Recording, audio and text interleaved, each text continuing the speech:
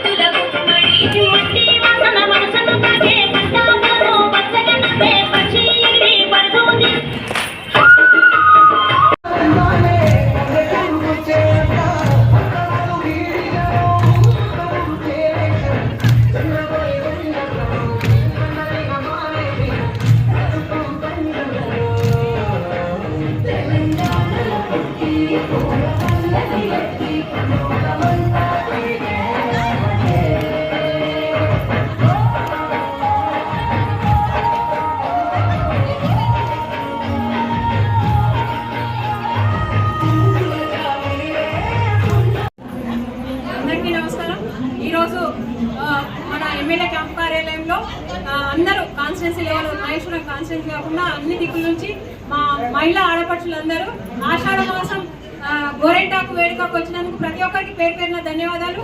ఈ ఆషాఢ మాసం గోరెంటాకు వేడుక అనేది మేము గత సంవత్సరం ఇదే క్యాంప్ ఆఫీస్ లో చాలా ఘనంగా జరుపుకున్నాము.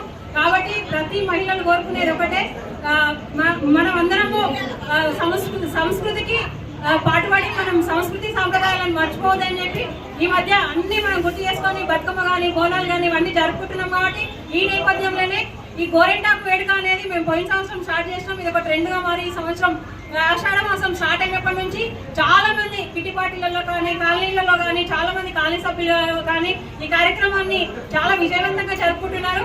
అందుకే మేము చాలా గర్వంగా ఫీల్ అవుతున్నాం.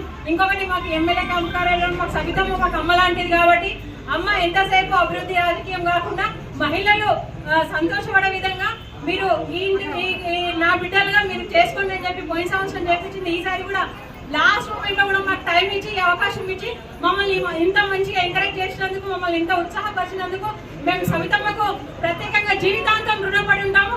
రాజకీయం అనేది ఒక కళ, ఎప్పుడు రాజకీయమే కాదు, ఇలాంటి సందర్భాలు కూడా రావాలని చెప్పి, ఇలాంటి సంస్కృతి కార్యక్రమాలు కూడా చేసుకోవాలని చెప్పి మమ్మల్ని ముందుకు ప్రోత్సహించి మమ్మల్ని ఈ విధంగా కార్యక్రమాలు చేయించుకుంటున్నందుకు మేము ప్రత్యేకంగా మళ్ళీసారి మేము సప్తమ్మకు పాదాభివందనాలు తెలుపుకుంటున్నాం.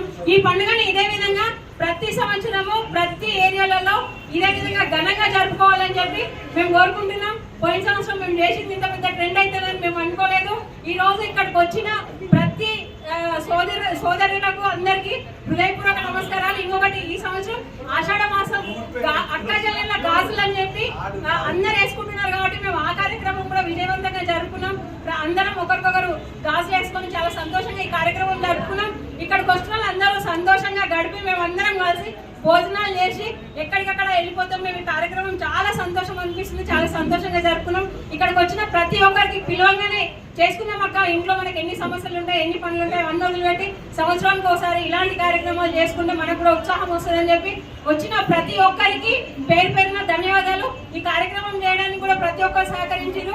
ప్రత్యేకంగా నేను మాట్లాడిన ఈ మైక్ గా లత నిన్నటి నుంచి ఈ ఆకులు కట్టడం ఇవన్నీ అంటే బిందు మేమందరం పోయిన సంవత్సరం కూడా నిర్మలక్క వీళ్ళందరం కలిసి మేము చేసుకున్నాం కాబట్టి ఈ సంవత్సరం కూడా అందరు సహకరించారు. ఊళ్ళలో నుంచి కూడా నేను ఫోన్ చేస్తే అక్క మేము ఏం తీసుకురావాలా, మైదాకి తీసుకురావాలా, మేము మైదాకి తీసుకొస్తామన్నారు. అందరు మంచిగా స్పందించారు, అందరు వచ్చింది కాబట్టి ప్రతి ఒక్కరికి పేరు పేరున ధన్యవాదాలు.